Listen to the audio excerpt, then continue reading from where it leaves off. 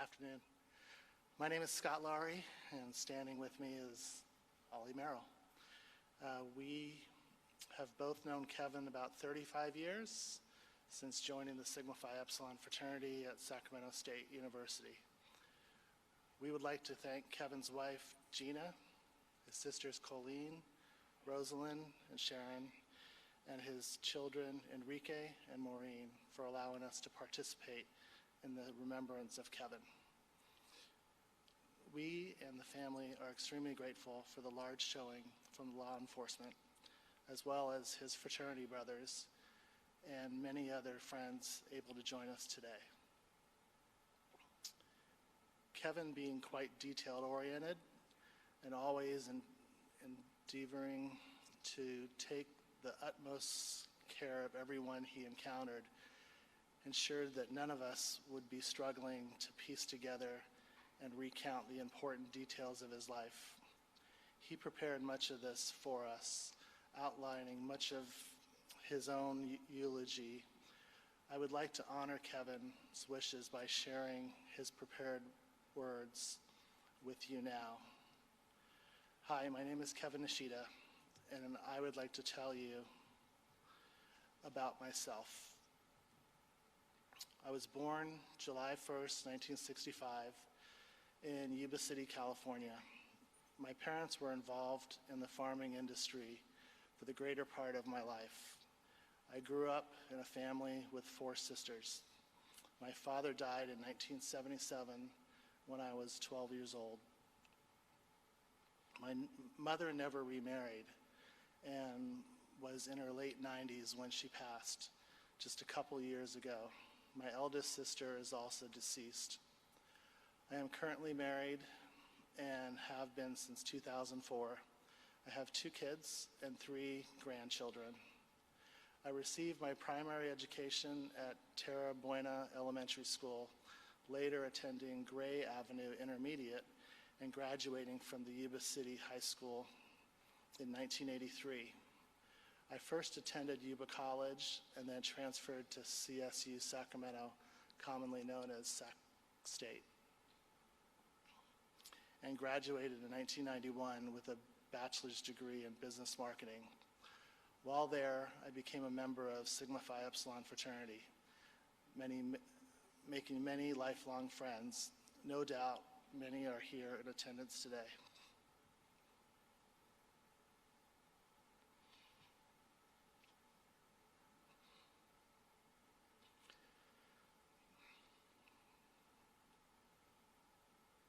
My early work career was at Lucky's Store, Gemco, Bank of America, and a small family-owned pharmacy.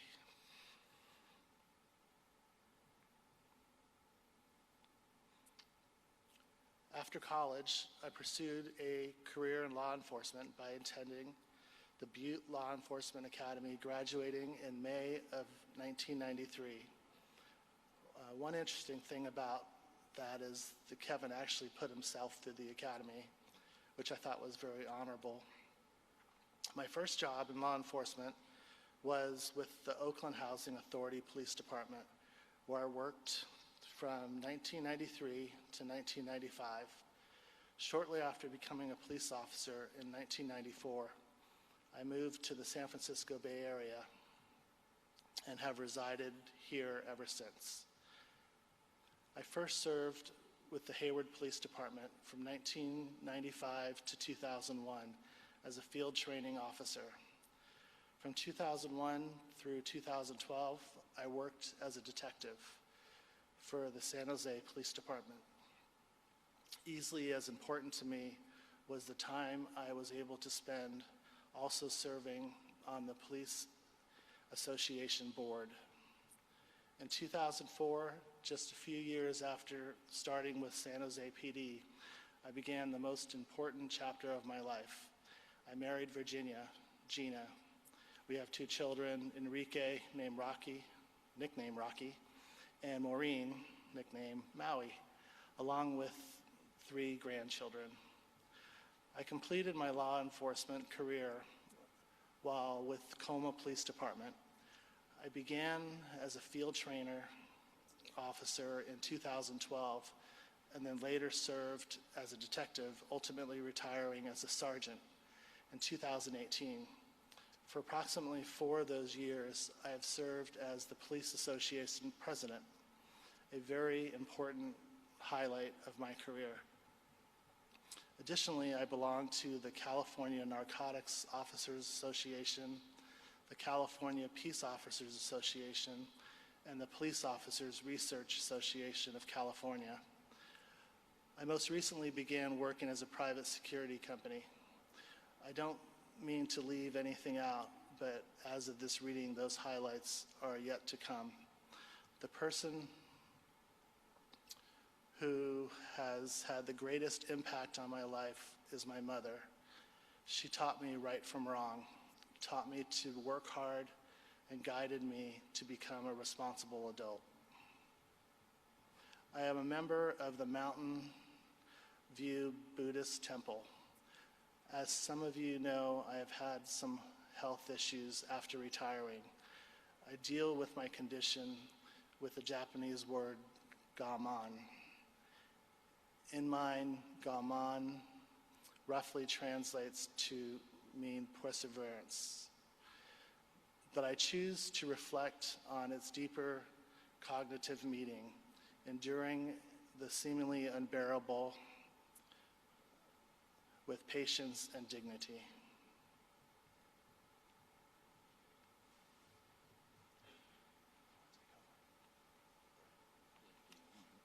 I can go. The person who had the most impact on my career was a friend and coworker. His greatest lesson was teaching me to stand up for myself. I admire and respect him as an officer, a father, and a husband. We have worked together 23 years. My favorite author is Mark Bowden. My wife knows how much I enjoy reading and bought me a tablet, but I would rather read from a printed book. The last book I read was Looming Towers. The most interesting person I've encountered, I once met at a wedding reception.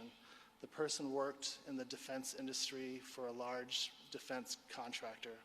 He told me about a project that involved plane helicopter hybrid that had been drawn up, but not be built because of the material issues. I had no idea what he was talking about until I later read the book about Nikola Tesla, who first drew this up in the 1900s. I then discovered he was talking about a tilt rotor Osprey MV-22.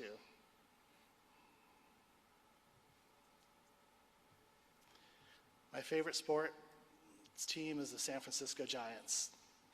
I have many memories, many great memories, and have been a lifelong member of the Sigma Phi Epsilon men's social fraternity.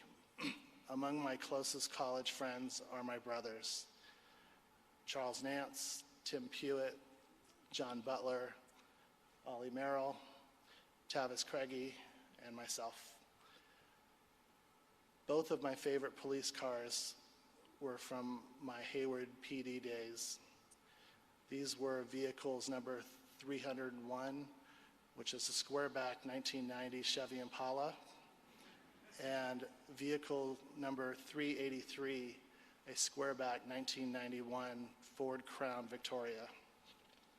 I want to mention a few of my work friends: Martin Corona, Bert Rangel, Gino Goulart, Adam Jenkins, Anthony McKenna, and Kim Trask.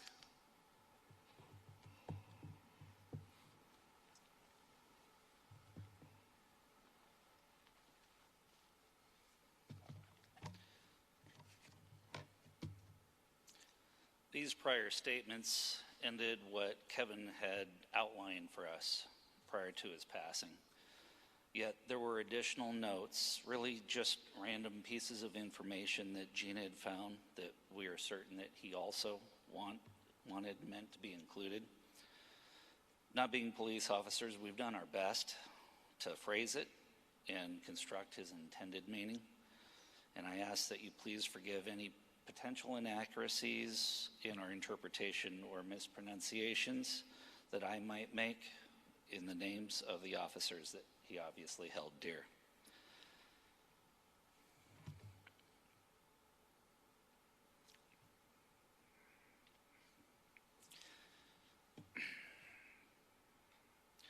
I want to recognize my team while serving as a detective with the narcotics unit in San Jose. It was supervised by Tom Morales and included Jeff Stoltz, call sign Nora 1, Adam Jenkins, Nora 2, James Worth, Nora 4, and James Sitt, Nora 6. I was Nora 3, while Nora 5 was an open or unfilled beat.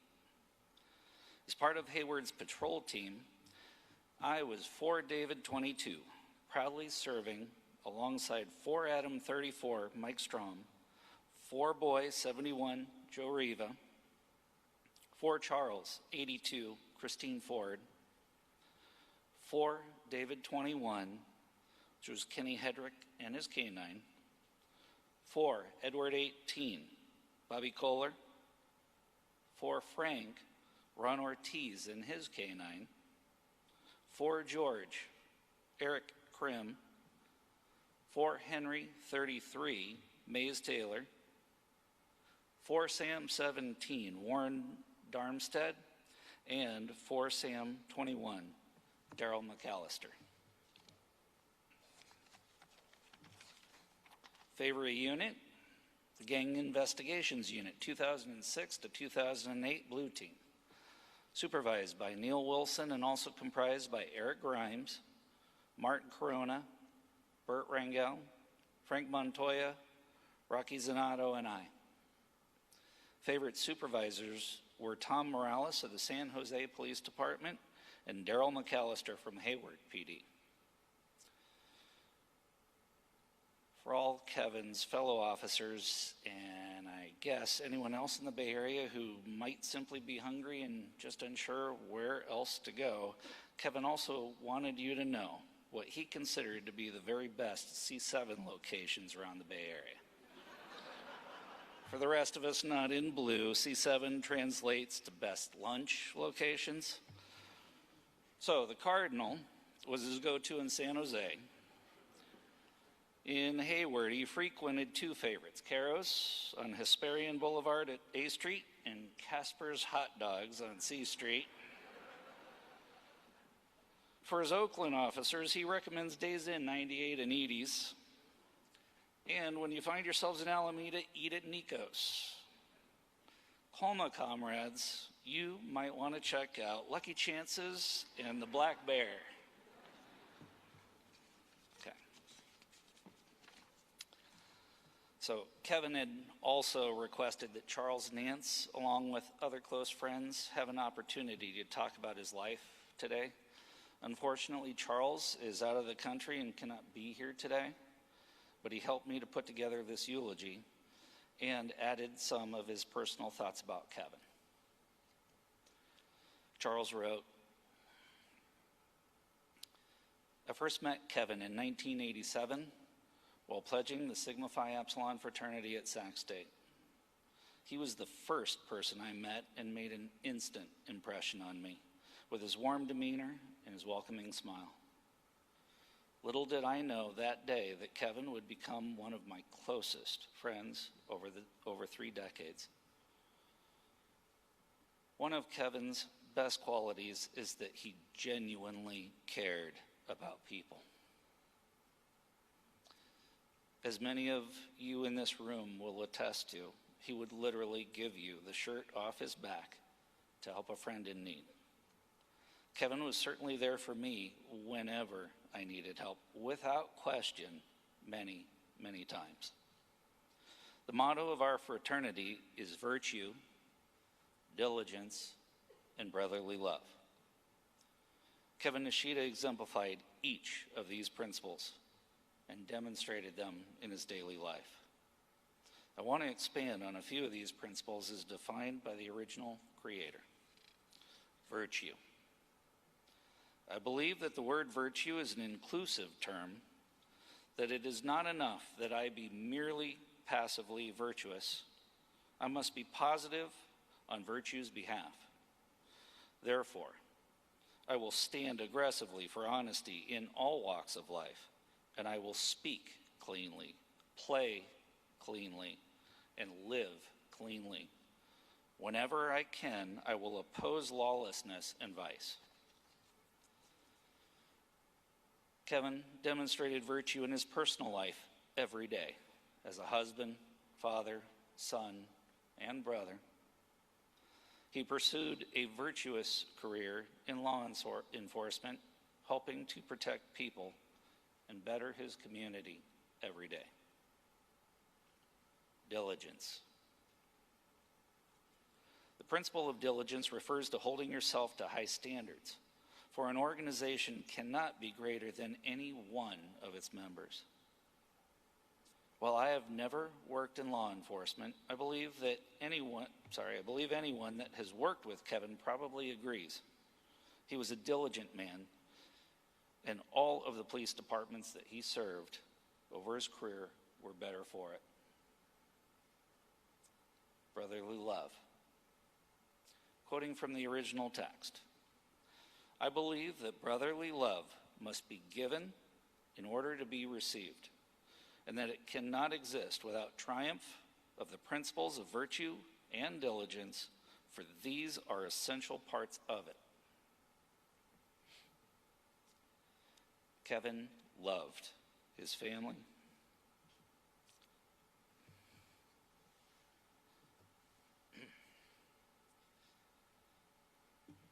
Kevin loved his family, his friends, and his coworkers. The outpouring of support we are seeing for him today was earned by his acts and deeds over the years. I will say, I truly love Kevin as a brother and a friend who can never be replaced. I have 34 years of fond memories of Kevin, which I will cherish for the rest of my life. I know Kevin's story has been told through several news outlets, both locally and nationally. My hope is that something good can come from this and illustrate the importance of vigorously prosecuting crimes, keeping dangerous people in jail, and providing the support our police officers need and deserve.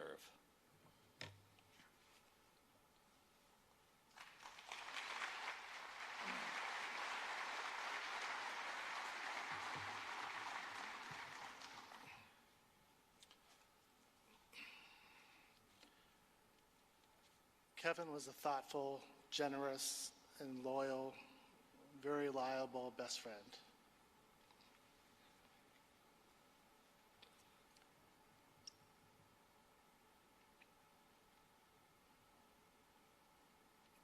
One time, I remember a fraternity brother, Charles, called him with a flat tire from Lake Tahoe. This was before any of us had AAA. Kevin jumped in his car in Sacramento, drove 2 hours, and helped him change the tire to assure his safety without hesitation. Kevin always put others before himself. Kevin and I love going to 80s concerts and baseball games. Even though I'm a Cincinnati Reds fan, he didn't miss a series versus the Giants for over 25 years. This passion for the game led me to take Kevin to spring training in Sarasota, Florida around 2007. We would drive hours to see games, and when the Reds moved to Arizona, we started taking other friends, John Butler, Tavis Craigie, and our close friend Charles Dance had recently moved there, which made it even a better excuse to go. While in Arizona, we would kart race annually. It wasn't about who had the fastest time, but really about who survived and made us laugh as we knocked each other into the walls and cut each other off. Kevin loved casinos, and every time he went, he always seemed to win on the slots and would treat everyone to dinner afterwards. You had to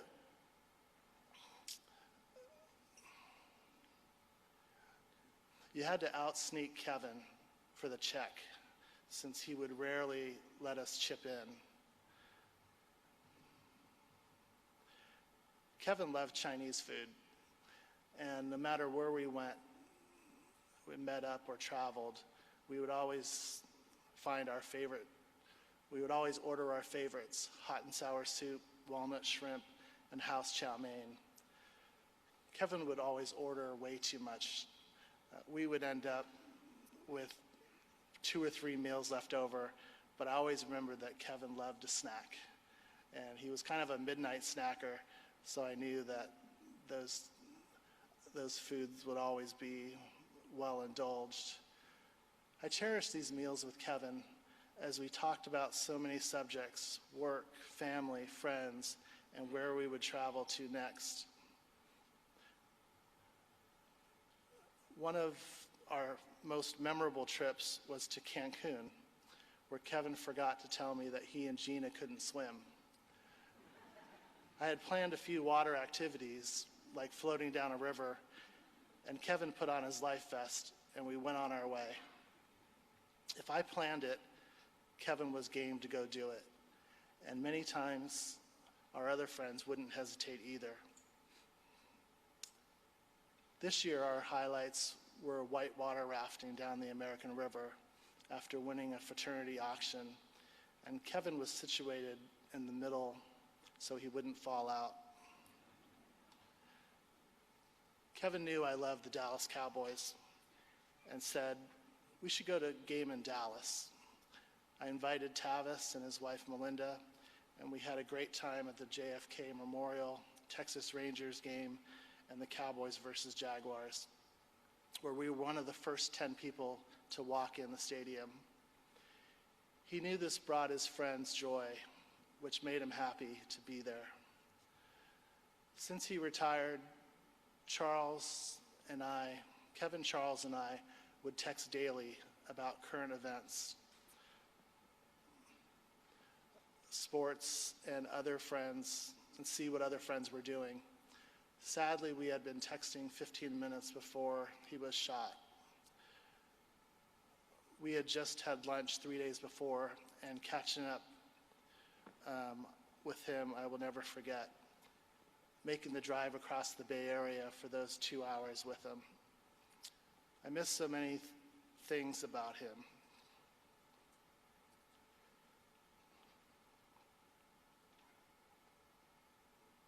Especially our daily messages.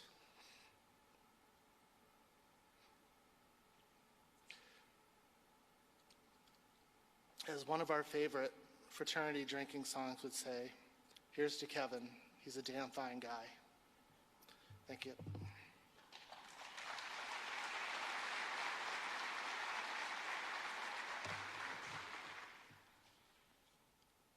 So I just had the privilege of speaking to you as Kevin and as Charles, and now I get to speak to you from my own heart. Kevin and I were initially pledge brothers and later active brothers in Sigma Phi Epsilon. And it's my privilege to attempt to share with you the Kevin Nishita that I have known for over 35 years. But it's a daunting task to try and encapsulate in a mere few minutes the huge personality and incredible presence that he was, and the deep impacts that he made on so many. Especially because you already know that each of us was better for having shared a part of our lives with him, and that he is among the very best of us.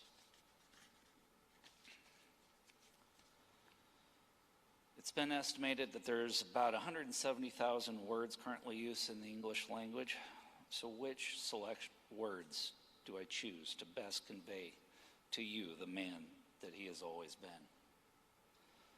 Those most important to him are obvious to me. Husband to Gina, father to Rocky and Maureen, beloved brother to Colleen, Rosalind, and Sharon, son, grandfather. But the love that this man gave to and received from the majority of the remaining people in this room, what word do I offer you? Find myself back at brother. Brother, the highest compliment I believe one man can say about his fellow man. That single word that best expresses how deep their friendship, how true the bond between them, and how much one is unselfishly there for the other. Brother. It's not an exclusive term. It's just the opposite. It is, in fact, the word that I hear mentioned in nearly every remembrance of Kevin, from people that he's impacted in every facet of his life. I've heard some of the female news reporters state that he was like a big brother to them. His vigilance made them feel safe. And all the little things, the little ways that he went above and beyond caring for them, showed his love and his genuine fondness for them. Similar with those he worked these last few years with the security company itself. And perhaps most importantly, with his brothers in blue, where that brotherly bond runs its deepest. It has to. You are entrusting your safety, even your lives, and therefore the continued welfare of your families in one another. So while it should go without saying, I know that he would want me to express it for him. He loved his brothers in blue deeply. That's why his proudest moments were with the Police Officers Association. He hoped to give back and be of service to you.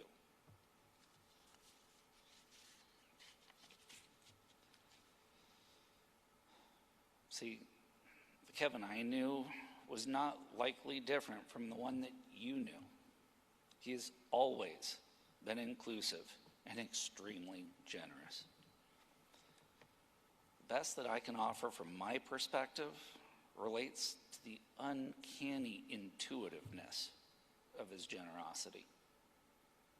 A knack for giving you a laugh, a quick boost to your confidence, or whatever you might need at that particular moment. And then being so selfless about it that he almost made you feel like you were doing him the favor by letting him be there for you.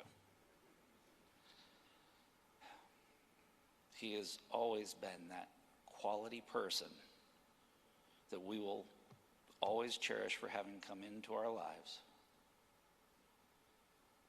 but comes along all too rarely.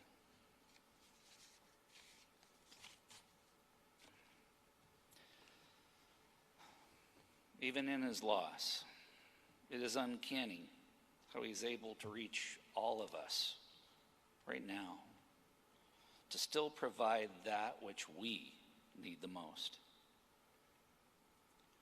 We suddenly must face the reality that there's a void in our hearts.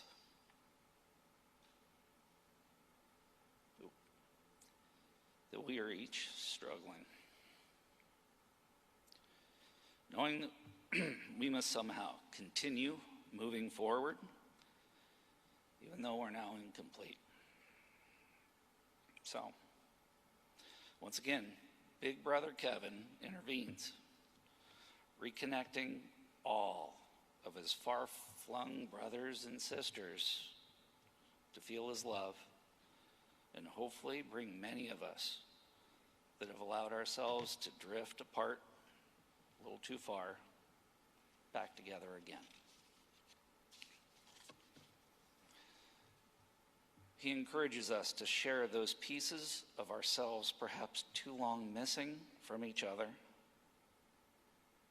so we might help each other feel just a little more complete, to help each other through our challenges yet to come. So yes, I think that single word best describes what he meant to so many of us present here today, and how we continue to love him.